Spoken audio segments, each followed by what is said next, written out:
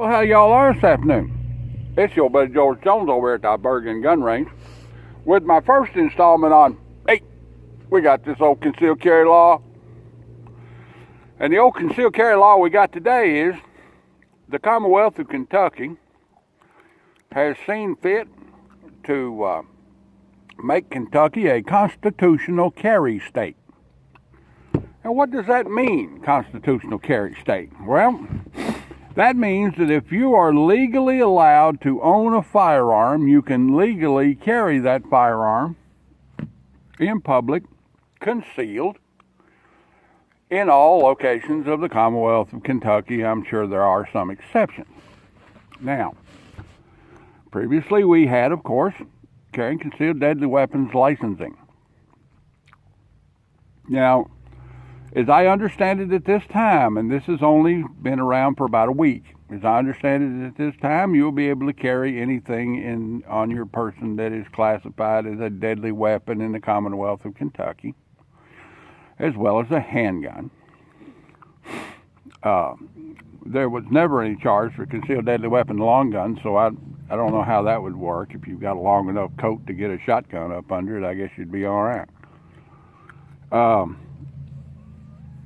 And I'm fairly excited about it. A little frightened, but fairly excited. Well, gee, Tackleberry, what do you got to be frightened about? Here's my problem.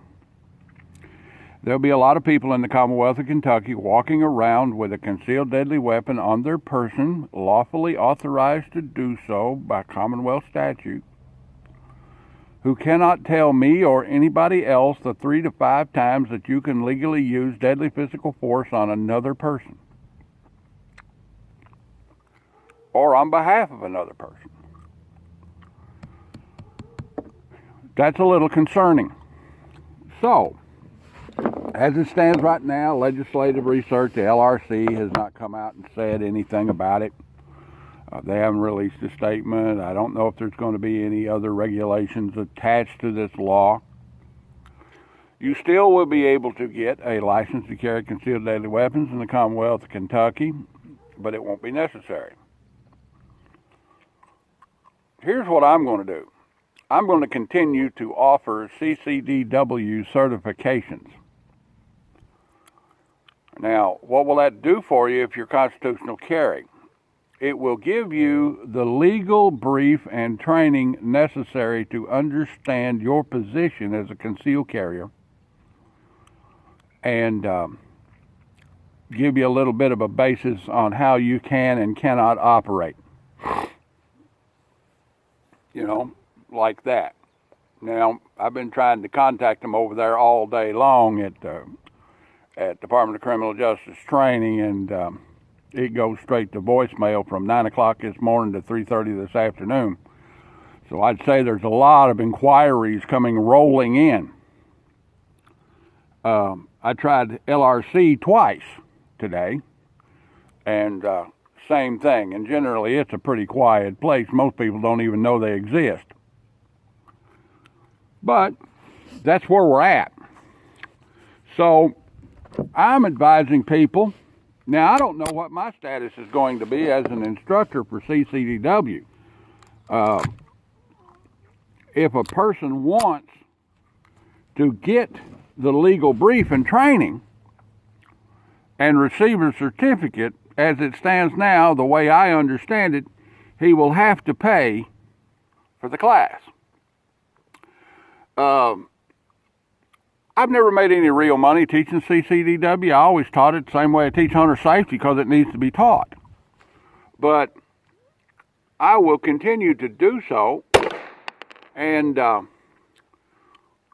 even if I don't make any money at it. And I'll probably get down there to where if you want the training certificate from state government, you have to pay the $25 filing fee, which is part of the general $75 that an instructor charges.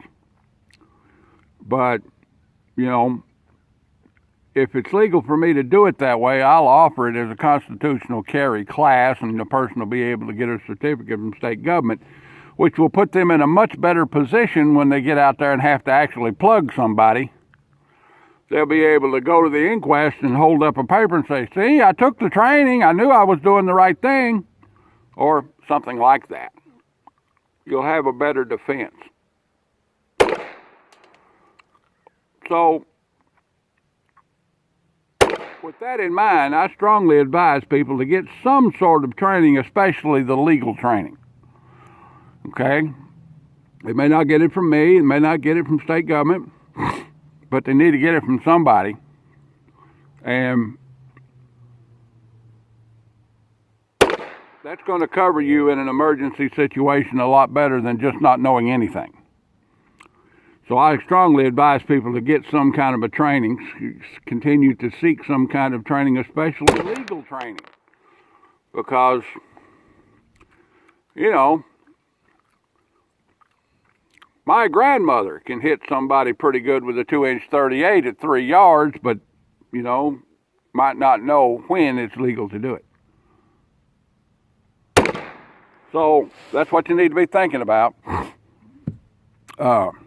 But it's here. They've talked about it for years, and it's finally happened.